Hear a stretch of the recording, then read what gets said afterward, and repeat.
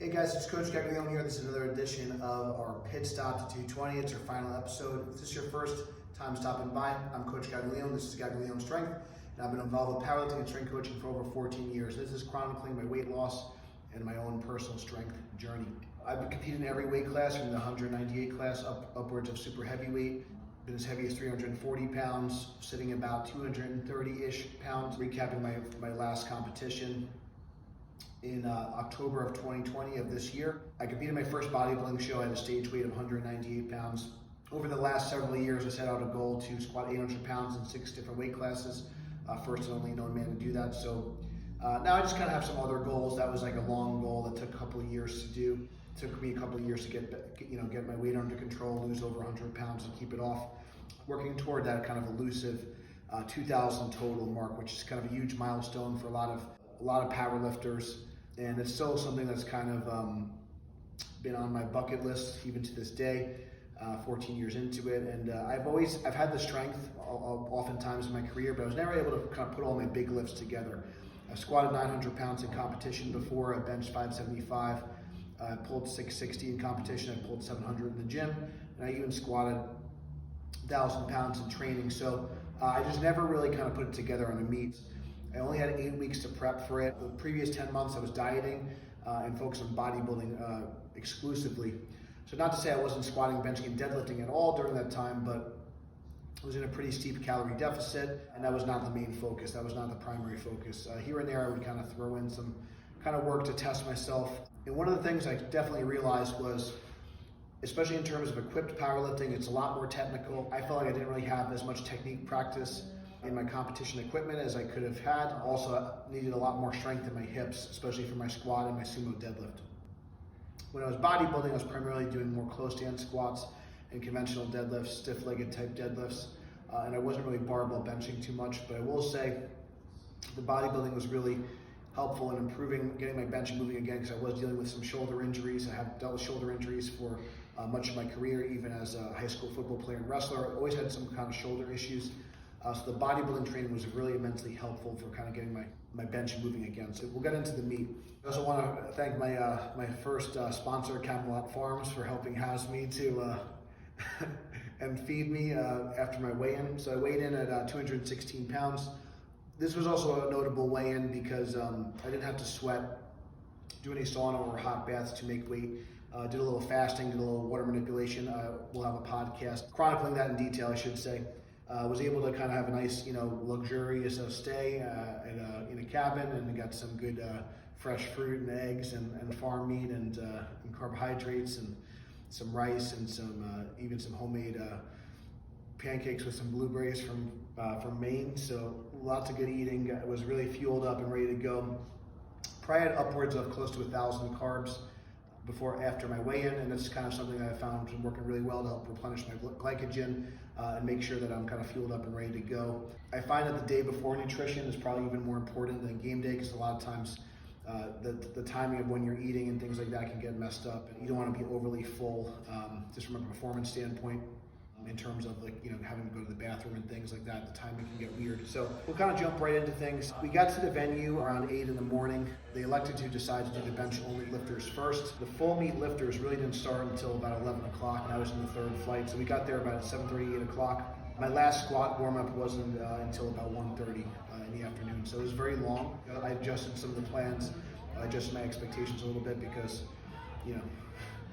some meets are kind of done by 2, 3 o'clock. We were just getting started at 2, 3 o'clock. So warm-ups, we also only had one warm-up monolift. We only had one warm-up bench.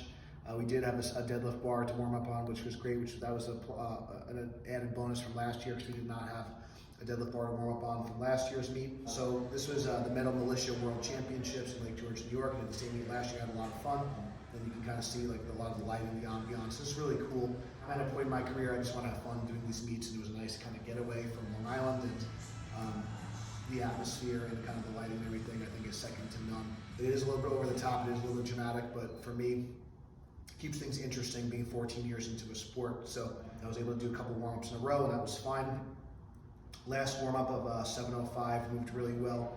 I was very happy with that. Opened up with 760 pounds. I thought that was one of my better squats that I've done in a while. I moved really well, but I did get only one white light. It was called for depth. I thought it was fine. I thought it was a good standard. So we elected to go up. And this is kind of where things got a little rocky. This could have been the make or break point of the meet. So I was coming up pretty strong with 820 pounds, but there was a little bit of an issue. I had my buddy Christella Fopp spotting me, and they were like literally having a conversation with the head judge and him. I guess the head judge thought he was touching me, but he wasn't. Miscommunication there. I'm trying to like stabilize 820 pounds in my back. I was trying to kind of stay focused. It was kind of challenging because they were kind of going back and forth while I was squatting. And for whatever reason, that did throw me off a little bit, but I was still standing up. I stood up a little bit slower than normal. And about 3/4 of the way up, I was moving up fine. I did twist a little bit. The bar did stall, but it never went down. For whatever reason, the left side spotters picked it up really aggressively, and I thought I almost tore my oblique. My lower back was hurting me the rest of the day. It's hurting me today as I speak. Luckily, was nothing like torn or anything like that, but it definitely put me in a compromising position for the rest of the day. I could have probably elected to get a re-lift or something like that, but at the end of the day, I didn't get my opener, so I knew I needed to get that next lift in regardless. And let's say I did get a re-lift, I just wasn't going to probably take a 4th attempt just because I needed to save energy because I knew it was going to be a long day. I just had to get my next lift. I'm very, very confident that I would have gotten that lift if they did not touch it. I thought it was the deepest lift of the day, and it would have went. But things happen, mistakes happen, that's part of being an athlete. So we elected to retake the lift. Definitely cut this one a little bit higher because I just wanted to make sure I stood up with the weight and then let the judges make the call. So this was a little bit nerve-wracking, of course, because at this point I missed my first 2. I needed this lift to stay in the meet. So this was kind of a do or die situation. I've been in this situation before. Sometimes it's paid off, sometimes it's not. But luckily, I got the up call. We cut this one a little bit higher strategically. We got 2 white lights, and I was back in the meet, so that was good. So this was good for a 20-pound PR in the 220 class. I was hoping for a lot more, but again, considering the situation, considering my lower back being tweaked and the bad spotting, the timing of the meet, I thought this was a good result. So it's 20-pound PR. I was looking for more like 850, 865. I only squatted 720 pounds straight weight this cycle, which was about 87% of my meet result. And I did 810 pounds with a reverse mini band, 840 with a reverse monster mini, and I missed 900 with a reverse light band. So when it was all said and done, I believe it was around 215, 230. Took my final squat attempt.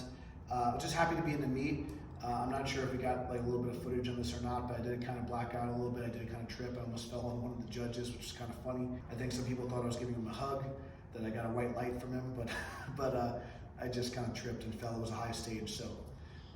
Knee wraps and high stages don't always work out too well, but I was just fortunate to be in the meet. Again, I thought that the first 2 squats, I think, should have went. There was a spotting error. I thought there was a kind of like a judging error on the first one.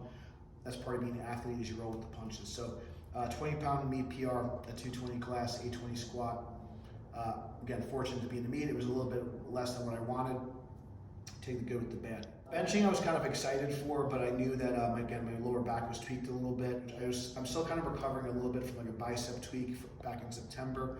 When we were doing this August for Arms strict curl contest, I started doing that with a thick bar, and my baby hands could not handle it, so I still had a little bit of a tweak in my bicep and forearm for that. As much as my bench was improving and felt good, I think that was still holding me back a bit, but my shoulders felt amazing, so that was really positive. So I worked up to my last warm-up was around 4:30. So again, long day, just kind of trying to time our fuel and food and caffeine the best we could. So I had a little bit of a dose of caffeine later than I would like, but I just needed it for the bench. Worked up to my last warm-up, which is about 410 pounds, because we used the iron bulk bar, which is a little bit heavier. Moved okay. Again, just fatigue was already set in. My lower back was bothering me. Did the best we could. So on my opener at 440, I did have a little bit of a dip on one side just because of, like I said, the bicep and things like that. I kind of gathered my composure. I think I got 2 reds in that particular attempt. It was the right call. It was a slight dip. There was some downward motion. So I was able to successfully get 440 again on my second attempt. One of my smoothest, cleanest benches. That was already a meet PR. My meet PR at 220 is 415. So I'm very happy to kind of get in the meet and smash that. I was really hoping to get up to 500 on this day, but just elected to take my projected second attempt of 480 pounds. Everything came out okay. It was a little shaky coming out of the rack. I was able to settle it, stabilize it. The lockout was very challenging on this particular attempt. I kind of got into a point where I couldn't push it anymore, and I just held it there. I got 2 white lights. It was good. Like my triceps and elbows were probably a little bit soft, but again, it's part of being an athlete. I pushed it up as hard as I could. I stabilized it. I let it settle. Good for 2 white lights. So got a good lift there. And that was a big PR. I believe that was about a 65-pound meet PR.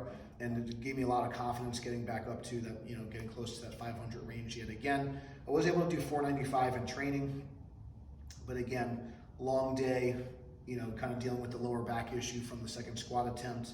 I thought that was a really good effort. It was one of my goals for this meet. It was ultimately that my kind of stretch goal was 2,000, but one of my main goals was to hit my first elite total, and that kind of put me back in striking distance with that particular lift. So it kind of put me back in a good situation for myself. Kind of moving on, last deadlift warm-up was at 7:30 p.m., so it was getting real late. Again, luckily I'm in good shape, I'm healthy, so I think I was in much better kind of energy levels than a lot of the other competitors there. Took my last warm-up of 500, felt pretty good. And then we kind of just went from there. 560 was my opener, went really smooth. It actually came up so fast I almost lost my balance. That felt really good.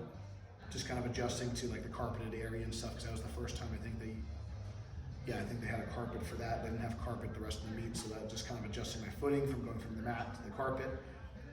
The second attempt was really important for me because that would give me an elite total. And in 14 years of powerlifting, I've never hit an elite total. The kind of classifications are a little bit different depending on the federation, but typically the totals that we kind of use are the ones that utilize from the XPC. So 1900 total at 220 is considered an elite total under their classifications. Every federation might have a little bit different classification. So got 600. It was challenging but comfortable. So that was cool. So I hit my first 1900 in the 220 class. My first elite total in 14 years of powerlifting, so that felt really good. At that point, it was a challenging lift. I knew I wasn't really going to be able to hit an all-time PR total. I was going to hit my PR of 2,000. So I decided to just take a smaller jump of 630 to kind of solidify a good Wilks score, solidify a good result.